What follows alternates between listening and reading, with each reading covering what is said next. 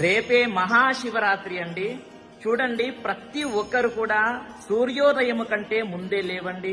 లేచి తల స్నానము ఆచరించండి.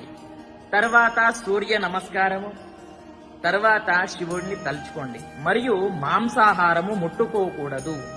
ఎవరు ముట్టుకోరు, అయినా సరే చెబుతున్నాను. ఇంకొకటి, మధ్యాహ్నము కూడా పడుకోకండి. మరియు శివుడికి ఇష్టమైనటువంటి విభూతి ఉంటుంది కదా, అది నుదుటికి ఇలా రాసుకోండి. ఇక్కడ చూడండి, ఇలా రాసుకోండి. ఓకేనా? ప్రతి ఒక్కరు కూడా ధరించండి. ఎప్పుడు స్నానం అవ్వగానే ధరించాలి. ఆ రోజంతా కూడా ఉండాలి. ఆ రోజంతా కూడా చెప్పు శివ అని, హలో కాదు చెప్పాల్సింది, హాయ్ కాదు, శివ శివ శివ మహిమే. ఓకేనా? ఓన్లీ శివ అనే మాట్లాడాలి. మరియు వినండి, అందరికంటే పెద్ద మంత్రము ఇది.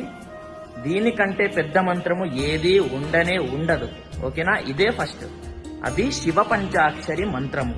అదే ఓం నమ శివాయ అనేటటువంటి మంత్రాన్ని 108 సార్లు కాదు, 1008 సార్లు చదువుకోండి.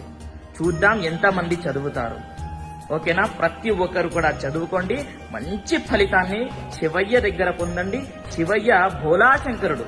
మీరు ఏది అడిగితే అది ఇచ్చేస్తాడు. కాబట్టి ప్రతి ఒక్కరికి తెలియజేయండి. స్వస్తి, సర్వే జనాః సుఖినో భవంతు.